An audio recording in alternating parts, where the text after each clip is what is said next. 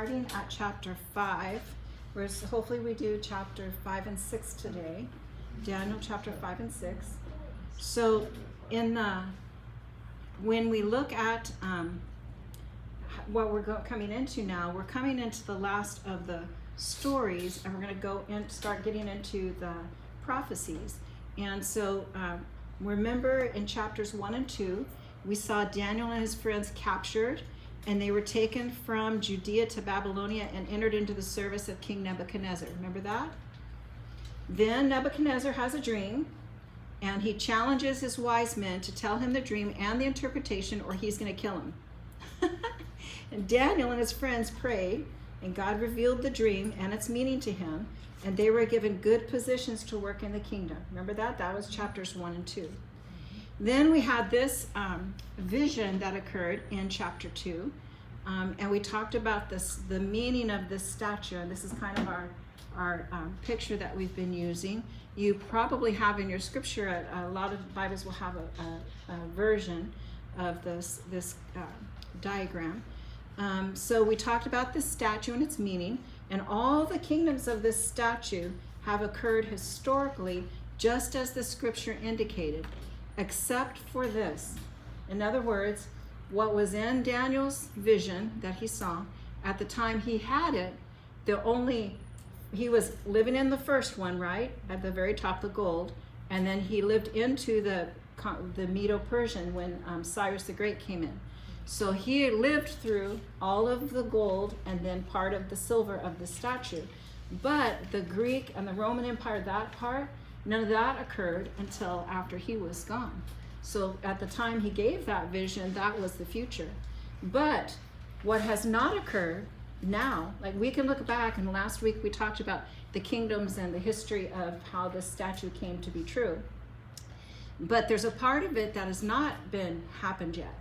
And that's in Daniel 2 verse 42. It says, as the toes were partly iron and partly clay, so this kingdom will be partly strong and partly brittle.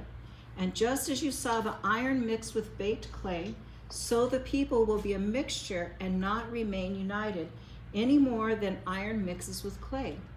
In the time of those kings, the God of heaven will set up a kingdom that will never be destroyed, nor will it be left to another people. It will crush all those kingdoms and bring them to an end, but it will itself endure forever. So we recognize on this statue, when it goes to that black section, this part here, that we're talking about the New Testament period and Christ coming and his end rule. But when do we have the 10 kingdoms? That hasn't happened yet. The toes and this thing with iron mixed with clay. What would be the problem with iron and clay mixed? It's not going to hold together good, right? And that's the feet. So we're going to take a look. I'd like to read to you from Dr. David Jeremiah's book. It's called The Book of Signs. I've handed out several. I have one at home. If anybody wants to borrow one, I'll bring it for you. But it's The Book of Signs. He has also the Audible version, which is, I enjoy listening to his voice. He has a good voice. I like Dr. David Jeremiah's books on Audible that he reads, because I like his voice. But when somebody else reads, I'm going, it's just not the same. Okay, so I'd like to read for you from my voice. Sorry, I'm not David Jeremiah.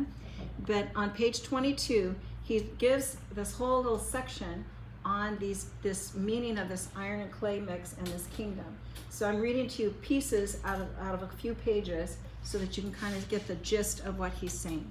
So page 22, he says, according to Daniel, there is to be yet another division of the Roman Empire, symbolized by its 10 toes. Daniel foretells a time when the Roman Empire will consist of 10 kingdoms or leaders. Nothing in history corresponds to a 10-fold Roman coalition. That shows us that this fifth and final feet and toes stage kingdom is yet to perform its prescribed role in human history. Daniel gives us another piece of information that enables us to understand the timing of the events in Nebuchadnezzar's dream. He tells us that this final form of the Roman Empire will exist when God sets up his earthly kingdom. On page 24.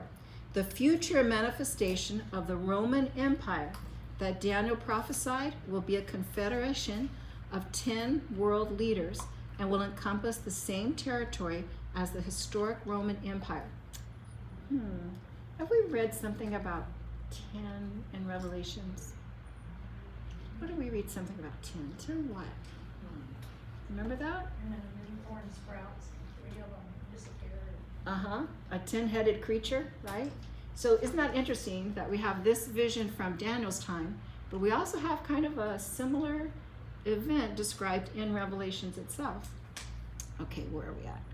Okay, the future manifestation of the Roman Empire that Daniel prophesied will be a confederation of 10 world leaders and will encompass the same territory as the historic Roman Empire. So I'm thinking on my head in that map, I'm thinking about that water that's in the middle, and the Roman Empire went all the way around the what, remember that? Page 25. Gradually yet steadily, the nations of Europe have come together, creating a modern replica of the Roman Empire. Europe is more integrated today than at any time since the days of ancient Rome. The European Union is considered by many to be the second most powerful political force in our world. Page 26. As we track these developments toward more centralized power among European nations, we can see a new empire in the making, an empire that occupies the same territory as the ancient Roman Empire. We know that iron represented the strength of the old Roman Empire. In the newly constituted empire, however, the prophecy tells us that iron will be mixed with clay. Clay speaks of weakness and instability. The best interpretation of this unstable mix is that it represents the diverse racial, religious, and political elements that will comprise this final form of the Roman Empire. That is, in fact, what we see today in the European coalition. While the EU has great economic and political clout, the cultures and languages of its various countries are so diverse that it cannot hold together any more than iron and clay, unless unity is imposed and enforced by an extremely powerful leader. Now, is that in the scripture? No. That's Dr. David Jeremiah's interpretation of what the scripture says, and as he looks into this world that we see. So we have to remember that's just a person's opinion about how that might come to be. What we do with prophecy is we keep it in mind. We keep in mind, 10 nations, how heads of 10, and it's not going to be stable. What would make it unstable? And he's kind of drawn conclusions looking at our current situation and looking at what's described here.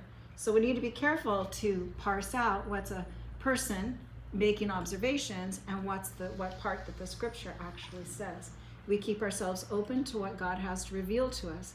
And as these things happen, as prophecy occurs, when it actually occurs, that helps us to be encouraged and it helps us to keep going in what we're doing as we struggle through time. And we know that God's in control. He has a plan for what he's doing. So remember in Daniel chapter 3, what Nebuchadnezzar did? I got a good picture of one. Since the other statue that Daniel had, that one only had a head of gold.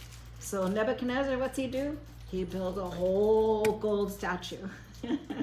So and he demands everyone bow down and worship his statue. Remember that? Now Daniel's not with them. It says, we saw something where it says it sounds like he's back still in the main city. But the others, Shadrach, Meshach, and Abednego, they were there and they refused to bow down. And so they were thrown into the fiery furnace. And do you remember their clothing was completely unharmed? And the king even notes that there was one like the Son of God, like an angel, walking among them in the fire. Remember that? Mm-hmm. But then Nebuchadnezzar gets cocky again and spends 7 years acting like a cow.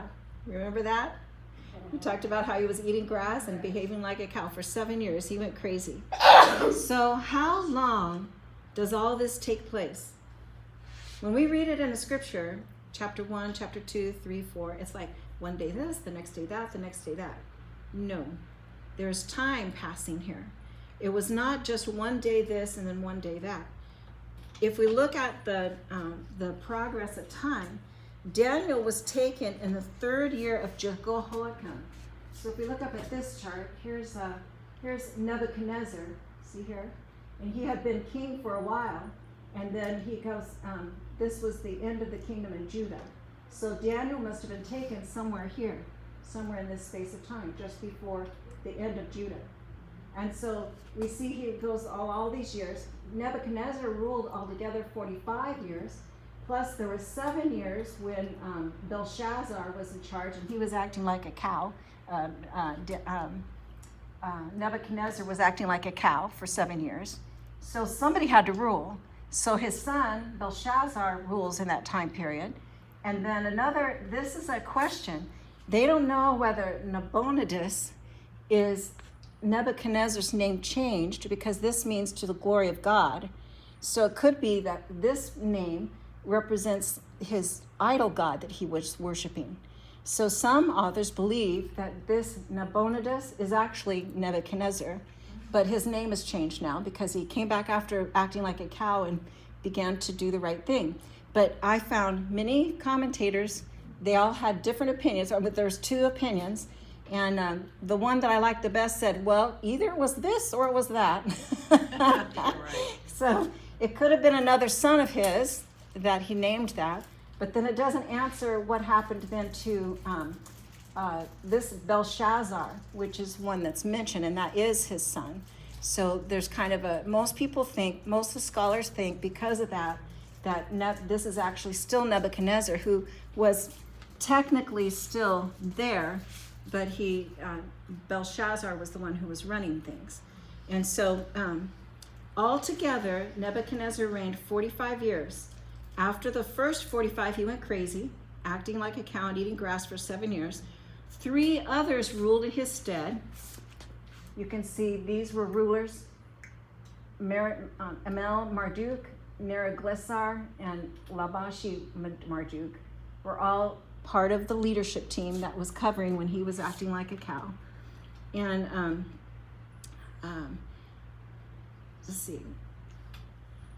Okay, so for the last 10 to 13 years, his son was in control of the kingdom, but he was still there.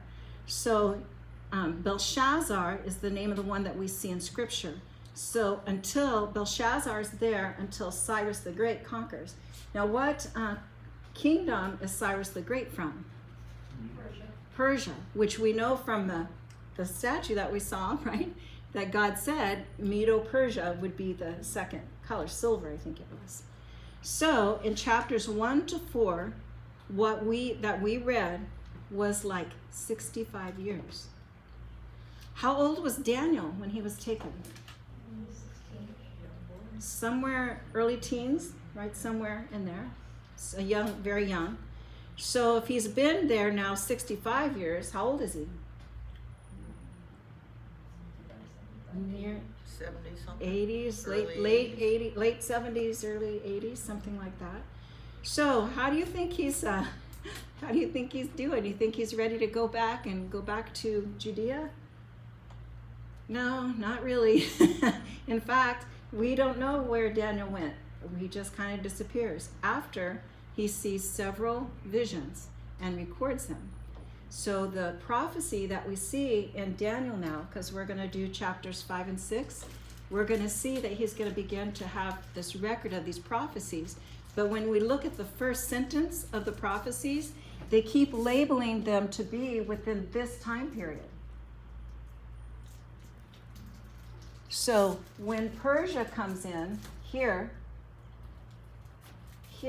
so this time period from this time of right here, we're going to see that's when he names who was king, and that when he saw that vision.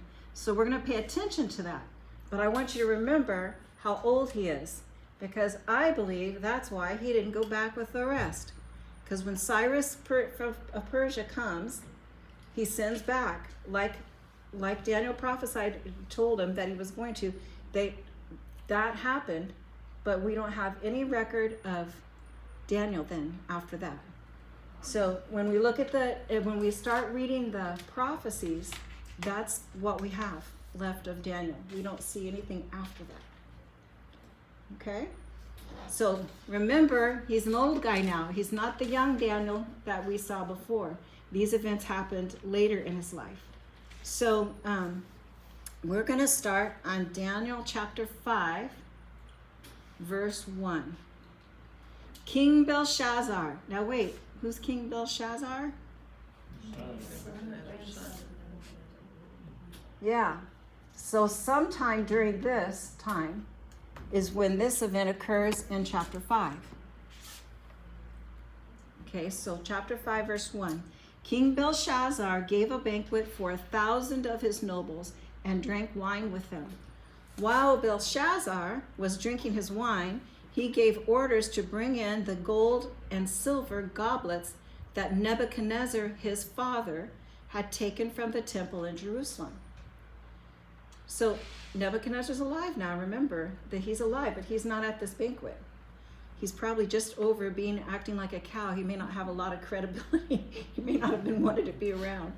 His father taken from the temple of Jerusalem so that the king and his nobles, his wives and his concubines might drink from them. So they brought in the gold goblets that had been taken from the temple of God in Jerusalem, and the king and his nobles, his wives and his concubines, drank from them. As they drank the wine, they praised the gods of gold and silver, of bronze, iron, wood, and stone. What do you think? Not a good idea. Not a good idea. There in verse 1, ancient Greek historians, including Herodotus and Xenophon, mentioned the revelry and the blasphemy on such occasions. In other words, this was not just a one-off event. We have it historically that this was something they did repeatedly. So they're blaspheming God, and the articles taken from the temple in Jerusalem.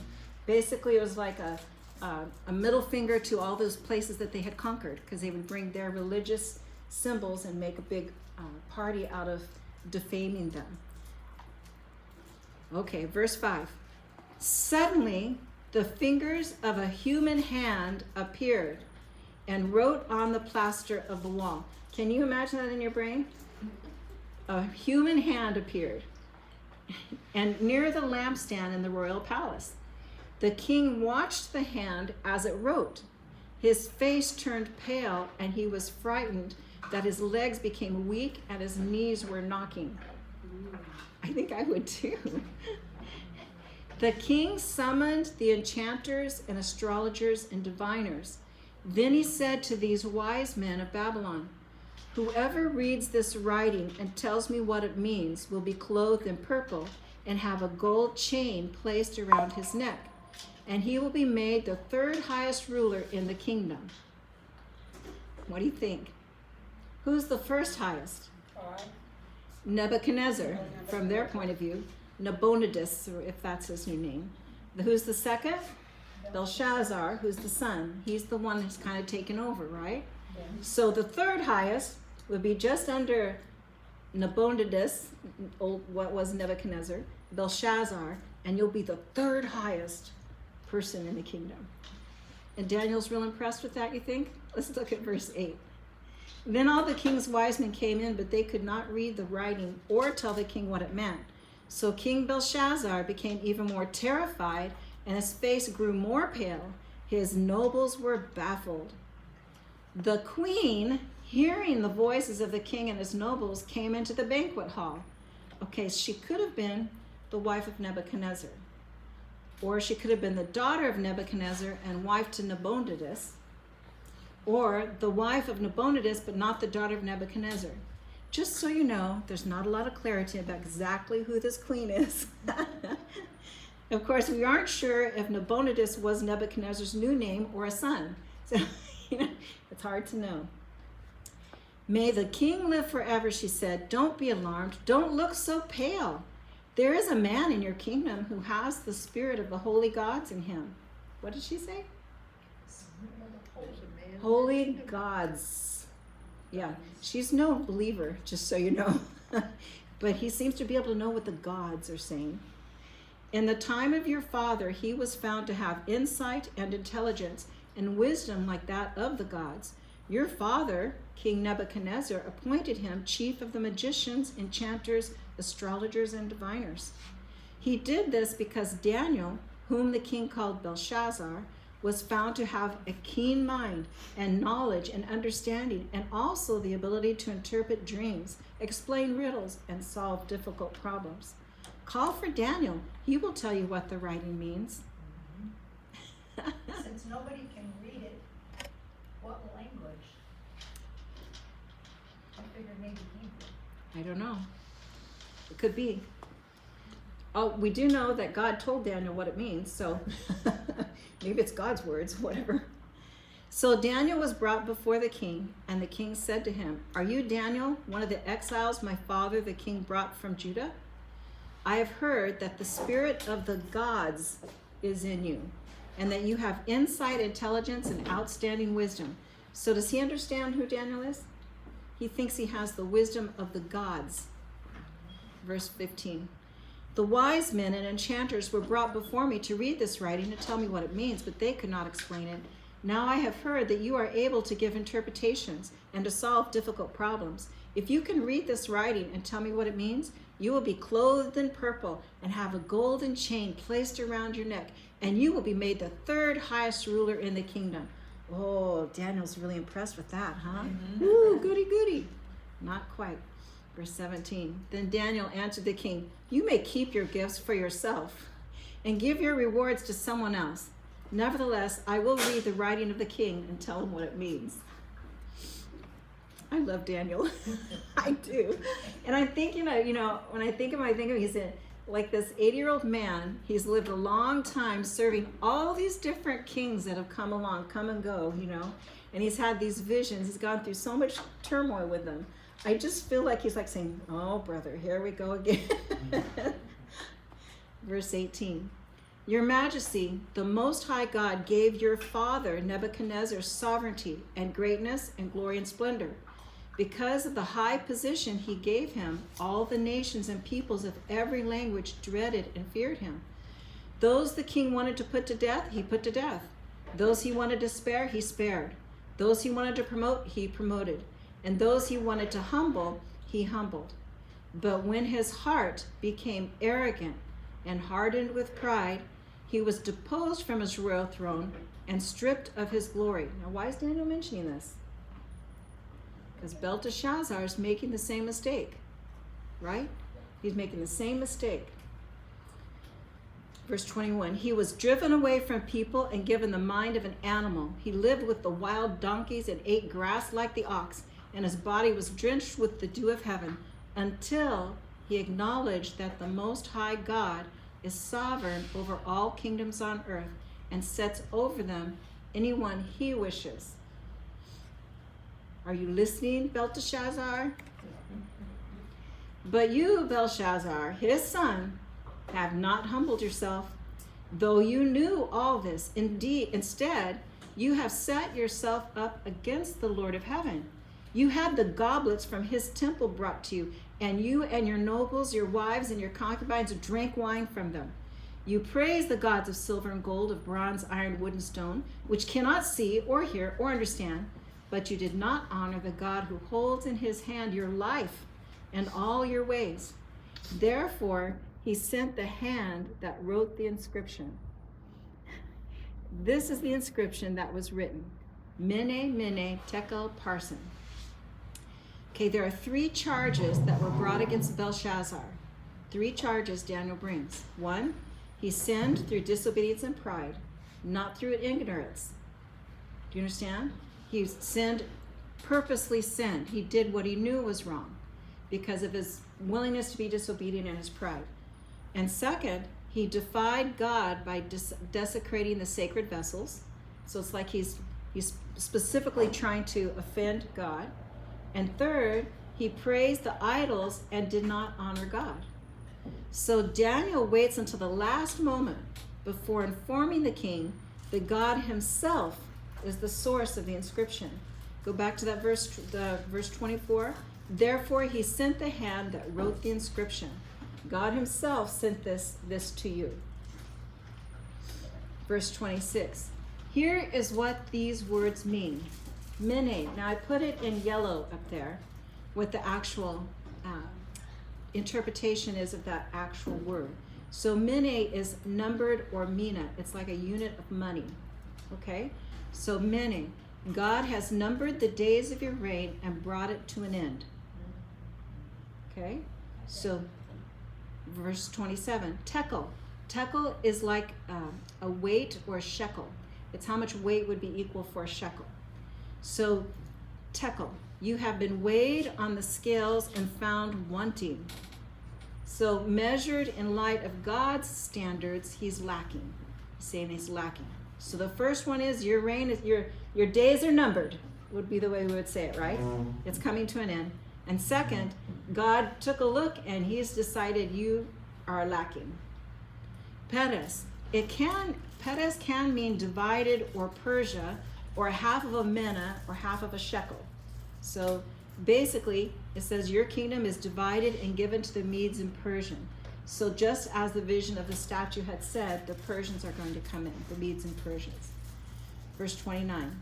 Then at Belshazzar's command, Daniel was clothed in purple, and a gold chain was placed around his neck, and he was proclaimed the third highest ruler in the kingdom. So do you think he's got the message? He seems almost happy to have gotten the interpretation, but is there anything good about this interpretation? Didn't sound like he understood it. If he's happy. I would think he would be angry at what Daniel said. Angry or scared. Something, right? Yeah, afraid. Yeah. Yeah. So why do you think he's acting this way? He's arrogant. To save face, maybe? And he's arrogant, right? But the other thing is, he doesn't have much time to decide for something else to do. And he made that big promise in front of everybody. But look at the next verse. That very night, Belshazzar, king of the Babylonians, was slain. And Darius the Mede, Cyrus's throne name, or the official under Cyrus's rule, took over the kingdom at the age of 62. So Darius, who they think, Darius the Mede, remember it's the Medes and Persians in that silver part of the statue? And they think that Darius the Mede is the same name of Cyrus. It's another name for Cyrus. So that night, so he didn't have long to figure out something to do bad to Daniel. He had made that promise in front of all those people to give him all these rewards, and he did. But I don't know. It looks to me like he didn't have time to do something different.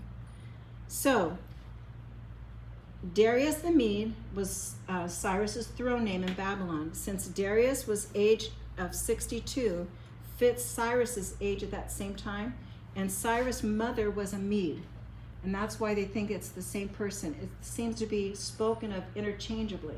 So the historians and the scholars believe that whenever it says Darius the Mede or Cyrus the Great, it's the same person. So we don't absolutely know that, because it could have been someone local, like a local rule compared to Cyrus, who was the main king of Persia. But they think that it's actually the same person. Historians kind of go back and forth. Is that the same guy or a different guy? But it appears that in this place, they would call him Darius the Mede, and the other, for the whole Persian Empire, they would call him Cyrus the Great. That's what it appears to be. Okay, so what do you think? What do you think's going to happen with Daniel? Nothing bad so far, right? Now he's under Cyrus the Great. What do we know about Cyrus the Great? He let the Jews go back. We know that there's going to come a time when Cyrus is going to send the Jews back. So Daniel now is under Cyrus the Great. That happens, I believe, 3 years into Cyrus's reign. How old is Daniel? Maybe 80s? Mm-hmm. Vern? He saw what he did to the guy before. Yeah. He wanted to send him back. Yeah. Well, and we're going to get chapters 6, 7, 8, 9, 10. I'll see, I got it right here. We're going to see prophecies in 7, 8, 9, and 10, 10 through 11, 10 through 12, that are going to be prophecies that Daniel sees during this time, sometime between, like within these last few years, because each one names the person who's in charge at the time. And so we're going to see that within this window of maybe 5 or 6 years, we're going to see all of these visions that Daniel gives. And they have to do with end times and with the end of the captivity. So we don't really see a whole lot of story about Daniel after this. Look at Daniel chapter 6, verse 1. It pleased Darius to appoint 120 satraps to rule throughout the kingdom, with 3 administrators over them, one of whom was Daniel. So Daniel keeps surviving, right? He keeps coming back. They keep, even though he tells them news they don't want to hear, he tends to keep rising to the top. Isn't that true for us? If I do what God has in mind for me to do, even if Vern doesn't like it, I might not. if I'm doing what God has asked for me to do, am I going to be thwarted by Vern not liking it? That's not what God wants. God is going to take care of whether I do well or don't do well, not Vern nor any other person, right? God's going to decide. So Daniel kept doing the right thing even when the wrong thing was happening to him. And God kept landing him on his feet. He kept landing on his feet. With the seed, he pleased Darius to appoint 120 satraps to rule throughout the kingdom, with 3 administrators over them, one of whom was Daniel. The satraps were made accountable to them so that the king might not suffer loss. So what was their job? Might not suffer loss. What's that? It's not a battle. What would a king want you to not suffer loss? He was advisors and they gave him bad advice. And do a good job. They wanted the kingdom to thrive and flourish, right? They wanted to make money. They wanted everything to go well so that their finances and everything got better and better. They would make sure that they didn't experience loss. So he was like managing other people, managing the different stuff going on, the farming or the mining or whatever other things they were doing. They were in charge of making sure they didn't suffer loss. Were they in charge of fighting battles, leading men into? No, that's a different idea, right? So this concept is he's running the kingdom, and what the king wants to see is that there's no loss in the area that Daniel controls. So verse 3, now Daniel so distinguished himself among the administrators and the satraps by his exceptional qualities that the king planned to set him over the whole kingdom. Why not? He's getting so much success and things are flourishing. I'll just have him in charge of everything. At this, the administrators and the satraps tried to found grounds for charges against Daniel in his conduct of government affairs, but they were unable to do so. They could find no corruption in him because he was trustworthy and neither corrupt or negligent. Oh, how are we going to get him, right?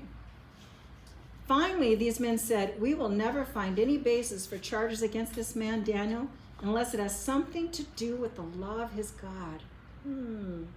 How could we work it so Daniel's, who's obeying God, will somehow make the king mad at him? How can we do Sounds this? like some guys we know in the New Testament today. Kind of like that. So these administrators and satraps went as a group to the king and said, may King Darius live forever. The royal administrators, prefects, satraps, advisors, and governors have all agreed that the king should issue an edict and enforce the decree that anyone who prays to any god or human being during the next 30 days, except to you, your majesty, shall be thrown into the lion's den. Now, your majesty, issue the decree and put it in writing so that it cannot be altered, in accordance with the law of the Medes and the Persians, which cannot be repealed. So King Darius put that decree in writing. So when they say the conspirators lied in stating that all the royal administrators supported the proposed decree, because Daniel was one of the royal, and he did not, say yes for this. So we don't know if anybody else actually supported it, but they came to the king and told him that everybody thinks this is a great idea.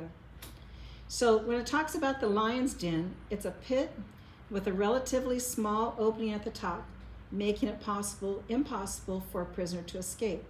So when it says in here, in verse 7, you shall be thrown into the lion's den. This lion's den already existed, and they would use it to punish people. Now, when Daniel learned that the decree had been published, he went home to his upstairs room where the windows opened toward Jerusalem, 3 times a day he got down on his knees and prayed, giving thanks to his God just as he had done before. Then these men went as a group and found Daniel praying and asking God for help. So if you pray at an open window, who knows you're praying? Everybody. Everybody that walks by there knows that every day Daniel's down there praying through the open window. So that's what they have set up to trick the king. Then these men went as a group and found Daniel praying and asking God for help. So they went to the king and spoke to him about his royal decree. Did you not publish a decree that during the next 30 days, anyone who prays to any god or human being except to you, your majesty, would be thrown into the lion's den? The king answered, the decree stands in accordance with the law of the Medes and the Persians, which cannot be repealed. Then they said to the king, Daniel, who is one of the exiles from Judah, pays no attention to you, your majesty, or to the decree you put in writing. He still prays 3 times a day. Now, didn't we just hear that Daniel was asking God for how to deal with this situation? So it's kind of, he pays no attention to you.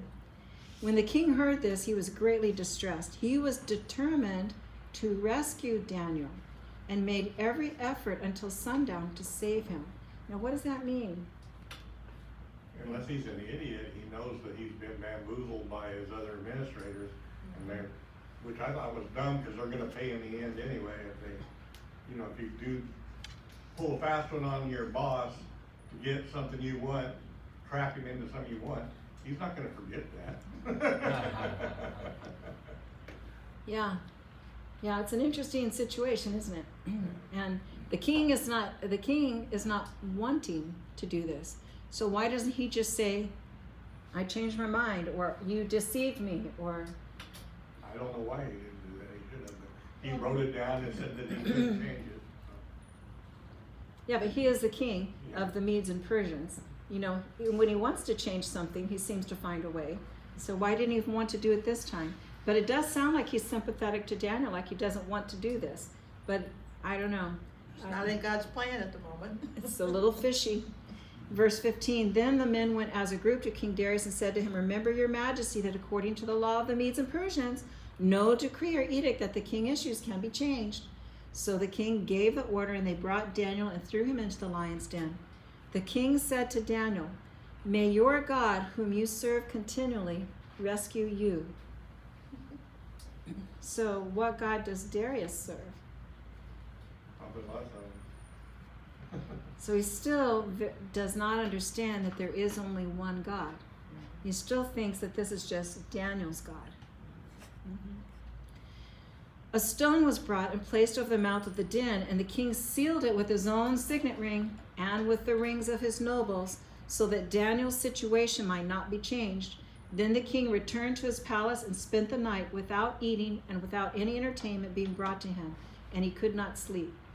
Oh, poor, here's the smallest little fiddle in the world. So sorry for you, right? Verse 19, at the first light of dawn, the king got up and hurried to the lion's den. When he came near the den, he called to Daniel in an anguished voice, Daniel, servant of the living God, has your God, whom you serve continually, been able to rescue you from the lions? Daniel answered, may the king live forever. My God sent his angel, and he shut the mouths of the lions. They have not hurt me, because I was found innocent in his sight, nor have I ever done any wrong before you, your majesty. The king was overjoyed and gave orders to lift Daniel out of the den. And when Daniel was lifted from the den, no wound was found on him, because he had trusted in his God. At the king's command, the men who had falsely accused Daniel were brought in and thrown into the lion's den. Now, wait a minute. Was he falsely accused? No. Not actually. He was, he was praying to God, and that's what he said. They couldn't pray to anyone. Along with their wives and children. What did the wives and children have to do with this? It's just, if there's a bad apple, you get rid of everything. And before they reached the floor of the den, the lions overpowered them, and crushed all their bones. So are we supposed to be happy with this? Yeah. They should not have thrown Daniel in the pit, but neither should they have thrown the men who falsely accused, or their wives or children. This is not something God deemed as right. Sometimes when we tell the story, we act like, well, they got theirs. None of this is good. None of this is pleasing to God. This is not the way God does business. You put places under the ban, kill every man, woman, child, dog, cat, and destroy them all. So it's not past him to do it. No, but this is not what he said to do. This is not what God said to do. No, he didn't say it, but he didn't say he was against it either. I don't think this fits with his pattern. The time when he did the ban. If they continue to live, they would continue to bring bad advice to the king. And, just like if you let somebody that worship idols live in that community, they're gonna influence other people Yeah. to do bad. So, I don't know. Vern? If Let the somebody, lions decide, yeah. Vern? if somebody kills your dad, you might go, when you get bigger, you might go and try revenge and all that stuff. Not me. No? Mm-mm. I feel like it'd be up to God. Let him do what he feels that needs to be done to that person that did me wrong. I feel like he can take care of that. If we look at their hearts compared to Daniel's heart, and that's what God really looks at. And so it's not that God had this happen to them and to get his justice, but he allowed it to happen because their hearts were already jealous of Daniel. They were already, not wanting the king to follow what Daniel wanted. They wanted that power essentially. So I think it's kind of what I was. I don't think God had anything to do with killing those other men or with their families being thrown in the den. That's their own culture, and they're paying the price of their own culture. They're like, evil begets evil. It just gets worse and worse. And I do think that, God did command that some cities be under the ban, but that had to do with the problems in those cities and their culture and all not spreading to others, and God's determination that the punishment would come on them. I would feel better about these people being killed in the lion's den if God had commanded it. But that's not what he commanded here. He could have commanded the lion's mouth to keep shut. Yeah, he could have. But Daniel, he didn't tell Daniel to command it either. So, yeah. So, in fact, I don't even like the fact that they're keeping lions in a pit. Yeah, but it was the king's command. He didn't even believe that there was only one God. Right. What can you expect from him? It's all wrong. No wonder God was so displeased with them all. Right? God's going, argh. So, is this how God judges? He will not send my family to heaven or hell based on my position in him. True? Say that again? God will not send my family to heaven or to hell based on my position in him. No. It's an individual relationship with Christ. We each must come to a saving knowledge of Christ, and then we do what we can to influence others to faith. We don't earn our way. We live humble lives of obedience like Daniel, and we let God decide under what circumstances we leave this world. We need to be more like Daniel. He says what he needs to say, but he doesn't say more and he doesn't say less. Wouldn't it be great to be more like Daniel? Except I wouldn't want to be in his position. To watch the fruit of evil just continue, to see. I'm sure Daniel's just shaking his head. You're throwing the family. What is this? You're throwing them into the pit. Why? And why do you even have lions in a pit anyway? Come on. Well, we are like Daniel. Oh, how? Well, you look around, everything going on in our world, and we know that there's nothing we can really do about most of it. But yet, it's happening. The riots, the violence, the stupidity. And so we keep speaking truth to our culture, truth to our leaders, but we can't always control it, what they do. So we are very much like Daniel. Not in that close proximity maybe always, but You know, when you look at the people, that couple that got, you know, beat up on in Cincinnati, you know, they were definitely, you know, more in that, you know, like Daniel, I mean, whether they were right, wrong, or indifferent, they sure didn't deserve to get beat like that. Don't you love Daniel's position when the king says, I'll give you this and this and this if you'll speak with this. And Daniel says, you can keep your stuff. I'll tell you what it says, but you can keep your rewards. Daniel's drawing lines for them about what he's willing to do. He's not willing to change his praying every day. You know, he doesn't want their rewards or their position. But when it comes to him, like position, he seems to do that work and do the job well, enough that he actually excels in it. So maybe that would be a good lesson for us in our world, right? But aren't we trying to be like Jesus? So maybe Daniel was more like Jesus. Yes. He's just a So person. we don't have to worry about being more like Daniel, but just continue to be more True, like Jesus. but Daniel gives us an example Mm-hmm. of how he's staying with God and true to God and doing what God's asked for him to do. And Jesus did the same thing, even unto death. And these other cultures that he's having to live among are kind of like what Paul told Titus. He says they're self-condemned. You know, so you're doing what you need to do, but those people are bringing it on themselves. Mm-hmm. You know, on that sense, like you said, I agree with being more like Jesus, but Daniel was being more like Jesus. Yeah, that's And what I maybe, said. and maybe honestly, Yeah. Daniel is a more realistic fathom to try to be at least like him, in the goal to be like Jesus. Well, we have a lot of examples in Scripture of people who did the right thing in difficult times, and they all become examples for us. Some of them have some failures and faults that we also need to learn from. But yeah. Okay, verse 25.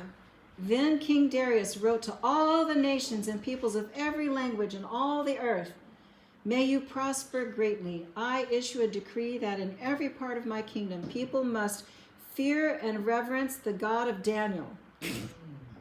What do you think Daniel did there? You think he's going, oh no, you've got to be kidding. Shaking his head. For he is the living God, and he endures forever. His kingdom will not be destroyed. His dominion will never end. He rescues and he saves. He performs signs and wonders in the heavens and on the earth. He has rescued Daniel from the power of the lions. So Daniel prospered during the reign of Darius and the reign of Cyrus in Persia. So again, we're not sure if it's just the two names for the same person or if it's different people, but that's who we have. Okay, that's chapter 6. So we did chapters 5 and 6. That's the whole lion's den story, right? And the writing on the wall. So in chapters 7 and 8, we're going to be seeing other visions that are going to be related. This was the vision of the statue that we saw. And now next week, we'll start chapter 7. We'll see the same kingdoms with a little bit of a different description of historical events. Chapter 8 is another vision. And then 9 is another vision. And then 10 through 12, 11 to 12 is another vision. So we're going to be seeing these prophetic writings now coming along. And these writings are going to be, like, for example, in chapter 9, it says, in the first year of Darius, son of Xerxes. So see, we have in these chapters, we'll have the names of the kings that are involved. But they're all within this time period right here. Chapter 7 identifies itself right about this time. Chapter 8 will be right about this time. 9 will be like right in here. Then 10 and on, it's like, we'll see as we go, there's these series of visions that he has. So after the last vision, we have nothing from Daniel. Why? Well, either he died, Which would not be unlikely. He's 80 something. He was 80 something here, so he's even more than 80. Yeah. or they just chose not to focus on him. They went from there to focusing on the people going back to Jerusalem. And it would make sense that any of the people that were Daniel's age, Mhm. here's 3 buddies and all of that group, wouldn't necessarily be able to make the trip or have the. They're all old. Yeah. And that's a long, hard trip. And it's not like they're going back to a real city. It's in rubble, right? It's gonna be hard. So there had to be many of the Jewish people who never went back because they were too old or tired or doing fine where they were. They couldn't do anything once they got there. So in chapter 7, it says, in the first year of Belshazzar, king of Babylon, Daniel had this dream.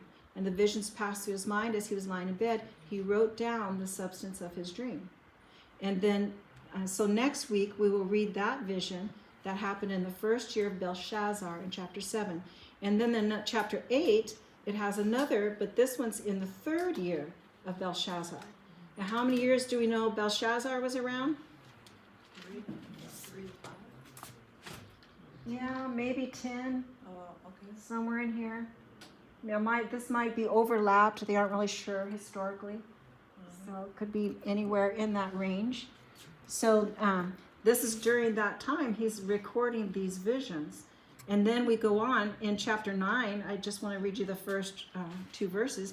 In the first year of Darius, son of Xerxes, a Mede by descent. So again, we're in the same time of the Medes and Persians, who was made ruler over the Babylonian kingdom. In the first year of his reign, I, Daniel, understood from the scriptures according to the word of the Lord given to.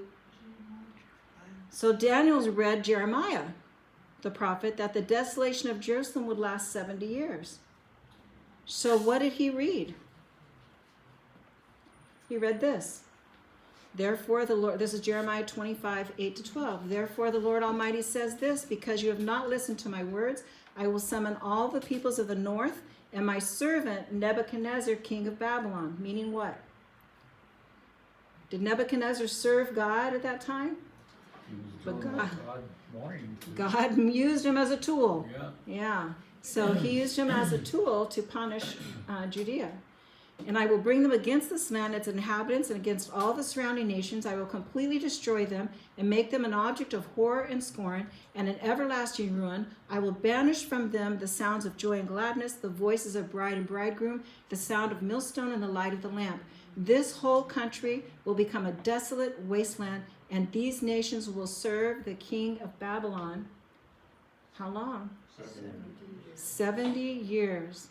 When Daniel reads that, he picks up on that, because how long has Daniel now been gone? He's been out. The 70-year mark is coming up. When the 70 years are fulfilled, I will punish the king of Babylon and his nation, the land of the Babylonians, for their guilt, declares the Lord, and will make it desolate forever.